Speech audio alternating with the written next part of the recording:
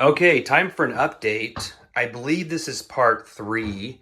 So let's. Oh, there's Palm Dog. I think he's upset. Sorry, Palm Dog. Can you give me like a few minutes? You know what? I'll leave the door open if you want to come in. There. Okay, so here we go. We got Phoenix Canariensis in the first bag. And as we can see, there is life. Look at that. There's now 4. Wow, there are only a few the other day. Now there's a 4 germinated. I posted a picture on my Facebook to show this guy in the middle, the big one. And it looks like in the last day and a half or 2 days, the other 3 came up. So, all right, pretty cool.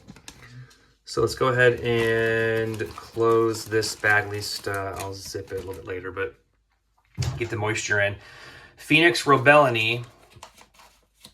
There isn't much going on in here, I don't believe, which is fine because this one was put in the soil a few days after Canariensis, which Canary Island date palm is the common name. And last one is Phoenix sylvestris. Let's see, anything in there? Nope, which again is fine because the seeds were put in the same time as robellini. So, and then up here, these guys I put in a few days even after the robellini and sylvestris. This is Livistona, and I think this is sable. Yeah, so nothing going on quite yet to my knowledge, but just kind of a quick update. And of course up there, I'm still trying to get the novas germinated. Trichocarpus nova. These are the first round that I got about a month and a half ago. No go so far. These ones I got in the last week and a half in the mail, so I'm trying again. I really want to get these germinated. I'm a huge Nova fan, or I will be once I get possession of them. So let's just hope. And lastly, the final seeds I will be putting in to this container that I got at the Dollar Tree.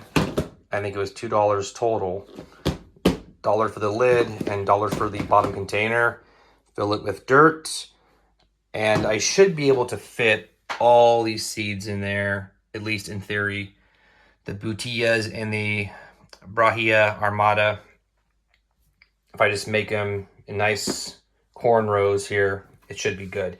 These ones I'm told are a little bit more difficult to germinate. So putting in this container might be helpful. So we'll see. And also I'm just trying out new things. I've done the bagging method so far. So having to do a different method would be kind of fun. And also, look, getting containers for seeds shouldn't be expensive. This is just a fruit container that we got. Well, we ate pineapple, which was delicious, by the way. So when you have these or anything else that you can use, I highly recommend it. Instead of paying a lot of money for those fancy containers, you can find a lot of this stuff just in your kitchen. Okay, so they are all nicely snuggled in the soil.